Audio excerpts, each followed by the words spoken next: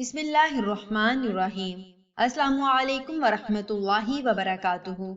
ایک دفعہ مجنو کو معلوم ہوا کہ لیلا آ رہی ہے تو وہ اس کے استقبال کے لیے چلا۔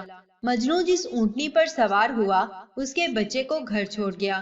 راستے میں مجنو اور اس کی اونٹنی کے درمیان کشمکش شروع ہوئی۔ مجنو چاہتا تھا کہ اونٹنی آگے بڑھے تاکہ لیلا کا وصال ہو سکے۔ اونٹنی گھر کی طرف جانا چاہتی تھی تاکہ اپنے بچے کے پاس پہنچے۔ مجنو کو ذرا سی غفلت ہوتی تو اونٹنی پیچھے گھر کی طرف پلٹ جاتی۔ مجنو کا جسم عشق سے پر تھا، اس لیے وہ اونٹنی کی ایسی حرکت سے بیزار ہو جاتا تھا۔ انسان کی عقل اس کے ہر کام کی نگرانی کرتی ہے، مگر مجنو تو عشق میں بے عقل ہو چکا تھا۔ اونٹنی کو ہوش تھا، وہ جب دیکھتی کہ اس کی مہاڑ ڈھیلی ہے تو فوراً سمجھ جاتی کہ مجنو غافل ہے اور وہ پیچھے کی طرف چل پڑتی۔ جب مجنو کو ہوش آتا وہ دیکھتا کہ اونٹنی میلوں پیچھے واپس ہو گئی ہے۔ مجنو اسی حالت میں تھوڑا عرصہ رہا، پھر اس نے سوچا دو متضاد سمتوں کے عاشق کا باہمی سفر طے نہیں ہو سکے گا۔ اونٹنی مجنو کا راستہ کھوٹا کر رہی ہے اور مجنو اونٹنی کے لیے خرابی ہے۔ مجنو نے اونٹنی کو چھوڑ دیا اور خود لیلا کی طرف چل پڑا۔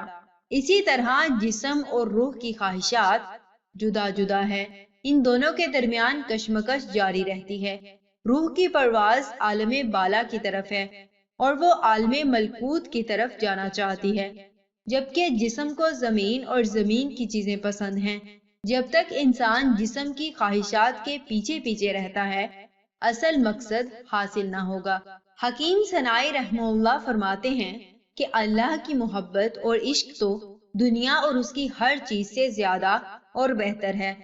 جب مجنو لیلا کے عشق میں اونٹنی کو خیر بات کہہ سکتا ہے تو تجھے بھی اللہ کی محبت اور عشق میں جسم اور اس کی سواری کو خیر بات کہہ دینا چاہیے۔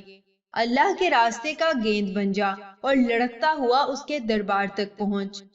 اس سفر میں ابتدا میں تو خود کوشش کرے گا، پھر اللہ تعالی کی جانب سے کشش شروع ہو جائے گی۔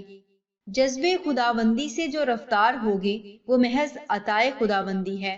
سب سننے والے ایک بار درود پاک پڑھ لیں۔ ایک بار درود پاک پڑھنے سے اللہ سبحانہ و تعالی 10 رحمتیں نازل فرماتے ہیں۔ جزاکم اللہ خیر و احسن الجزاء۔ السلام علیکم ورحمۃ اللہ وبرکاتہ۔